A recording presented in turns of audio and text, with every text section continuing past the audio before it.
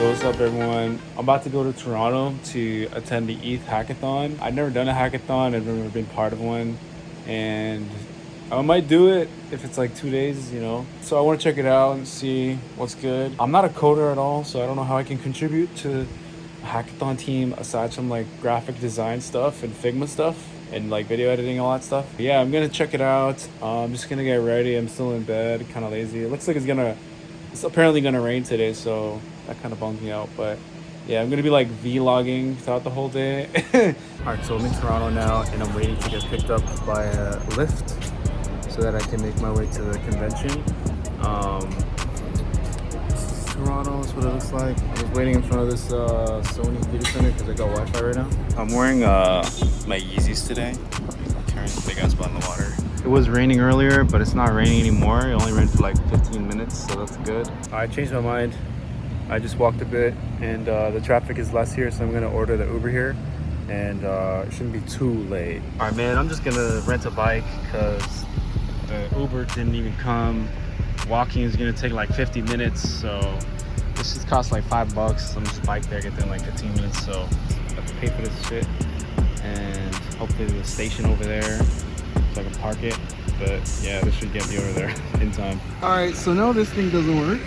That means I still have to walk. Still gonna be late by like 30 minutes. Nothing's really working out. I've tried to get 2 Ubers. I tried to get a bike twice, and none of it's working. And Toronto traffic is still really stupidly slow. Okay, so it's still like 30 minutes walking. I could probably order an Uber and it'd be like $10, but even then I feel like the Uber would take like so long. I'm supposed to go through this. This is Cherry Road, but it's like blocked off. But I'm just gonna force it anyways because Google Maps, we just listened to Google Maps, and so you can get through here. Yo, on the plus side though, I'm filling up my rings like crazy on Apple Watch. I started a challenge with my friend, and like I've been smoking it. So I'm just gonna keep up that streak, getting like hella calories with this walk. I'm gonna continue to be standing up all day, so yeah, this is kind of spooky. All right, finally made it.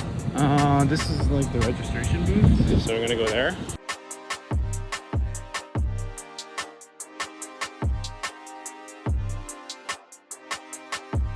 All right, yo, I'm at the hackathon right now.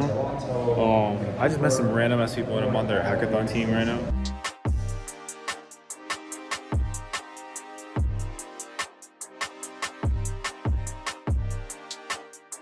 Alright, yo, so let me introduce you guys to my hackathon team. Hi, my name is Angela. I am a backend dev intern at Shopify, and a fun fact about me, I am addicted to pickles. Okay, what's up? Hi, my name is Chol. I'm a full stack developer, and I'm from Philadelphia. What's your favorite food? Favorite food? Yeah. Korean food. Korean food, nice. Hey, my name is Sally, and I am an artist. What's your favorite emoji? It's gotta be the smiling with the tear. Yeah. Hey, I'm JP Miller with Reach. We're here hacking at ETH Toronto. Go pop pop. What's a secret nobody knows about you? Ha! That's a hard one. I don't know. What's the secret? I don't know. I can tell you because he's Oh, keeping it right. in. We have to kill him. Alright. Hi, I'm Rosa, backend developer. What's your favorite candy? Kit Kat, I guess. Yeah, okay. Let's go team. Woo! Pop pop. Mom squad. Alright, so it's day 2 of the hackathon. I just spent the night at my friend's house. This is his PC setup. As you can see, pretty good setup. So I'm about to head back out there. It's 10:30 a.m. They have breakfast apparently, but I think I'm gonna miss it. And the traffic's gonna be crazy. So yeah. The first day, I actually met some random people. So I'm part of their group now. I'm gonna be doing like their visual design UX stuff. So we're gonna be competing.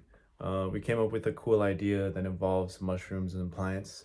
So yeah, I found a group because I didn't have one before. So I met them at the hackathon, and then like I got accepted. So yeah, we're gonna compete together. And there's a second day. We're actually gonna be coding and stuff today. Yesterday was just like a networking, get to meet your team type thing.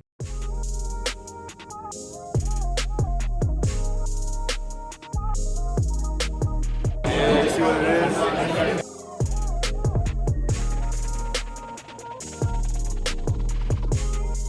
Okay, we're about to grab some breakfast here. So you can get some food. That's all they got. Healthy stuff.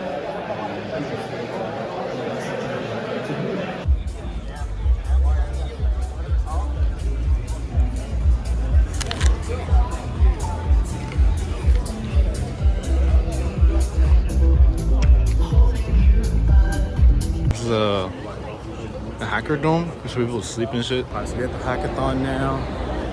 We're about to grab some snacks here, see what the snack bar's saying. Oh, everyone's ordering free snacks, bro. I was attacking this. Yeah,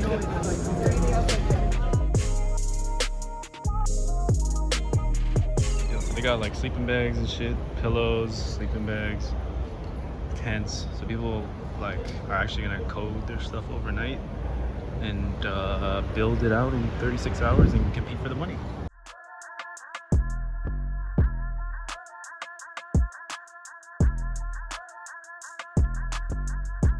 Alright, yo, it's now 1 a.m. This place is pretty much empty now. These are all the people staying overnight, working on their projects, hacking away, trying to get the prize. This is what's left of the snack table. They got like a bunch of pizza, cookies, and fruits, and like this is what's left of the snacks. All these people competing for $10,000 or more. But I'm gonna sleep now, and I'll show you guys the sleeping area. Provide you with the little sleeping tent, sleeping pods and whatnot. Bro, this thing is actually fire. It's actually mad comfy. On my ones, man. See y'all in the morning. The next morning. 7 a.m. Oh man, that was the worst sleep of my life. I slept on the floor.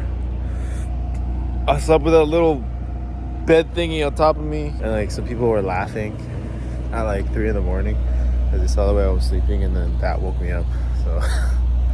So now's the moment of truth.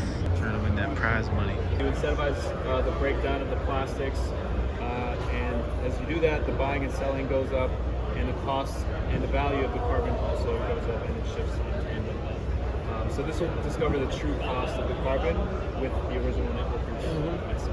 Elite 4, color white, keep is par. Made it to the semifinals, boys! Made it as a finalist. This is everyone we're about to present to.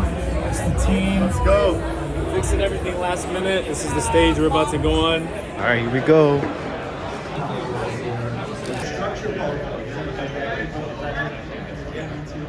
All right, so I forgot to make a video after we presented, but essentially what happened is we won out of the whole hackathon dome place that we were at with like I think 30 other teams maybe. We got into the top 10, and then we had to go present, and from there they would select the top 2 winners to present on like the bigger like stage where like everyone goes and watches. We did our presentation, we got into the top 10. The crowd really liked us, but unfortunately we actually did not make it to the final stage, the top 2. That went to another project that did like some API thing and like something with NFT ticketing system. I don't know. We had a lot of momentum. A lot of people like came up to us after we presented and said we had a unique idea and stuff. So I just wanted to fill in the gap there. All right, I'm back home from the Ethereum Toronto event. Man, kind of bummed out we didn't win, but it was a great experience. I never like had a real hackathon event. I was never at a real hackathon event ever, so it was like my first time. It's pretty cool to make finals. But yeah, obviously it would have been a sick ending if like we won the whole thing. Could have ended the video like that, but it just didn't happen. So yeah, I mean, all in all, it was cool. Like I met a lot of great people. I did like a lot of networking and whatnot. Got like people's social medias and Twitters and all that stuff. That was cool. I met a lot of other like people who are developers or artists with similar backgrounds. So it's just good to connect with other people that are like-minded. And they're all Canadian as well, most of them, so that was cool. But yeah, if you've never been to an Ethereum Toronto Ethereum event at all, I'd recommend it, because you meet a lot of great people, even if you're not participating in the hackathon. But if you do want to participate in a hackathon, you should do it, even if you're not a coder, because like I'm not a coder. I participated as a graphic designer slash like visual designer person. So So I helped them with the website design and the slideshow deck and all that stuff. And to explain our idea, basically, we created a carbon credit marketplace, which you don't know what a carbon credit marketplace is? I don't really know either. But anyways, it was basically, we took a carbon marketplace. We created a way for people to want to compost their plastics. So think of a compost bin, and with the interior of a specific mushroom called polyurethane microspora. Okay, so this mushroom grows in Argentina and Ecuador, and basically this mushroom is capable of breaking down polyurethane plastics. So it can actually digest plastics and decompose them within the matter of like 4 to 6 weeks. Now mind you, can't fix like our whole landfill problem, but if we integrated this at a small scale with, you know, like people adopting it and putting it under their sinks, or at a small scale, you know, recycling a little bit, then it would help with the problem. So the idea was to create these like compost bins and add some of that mushroom to it on the interior so that it would actually break down the plastics, and then people would get paid in the carbon credits, aka tokens, for doing so.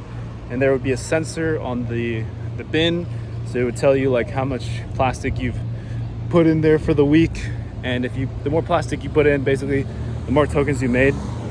So you can think of it as an organic miner, and you would get rewarded for doing good for the environment and having a compost bin. And the other cool thing is that, like, as the carbon credits got more expensive, your compost bin also got more valuable, because like the coins that it's mining would be worth more.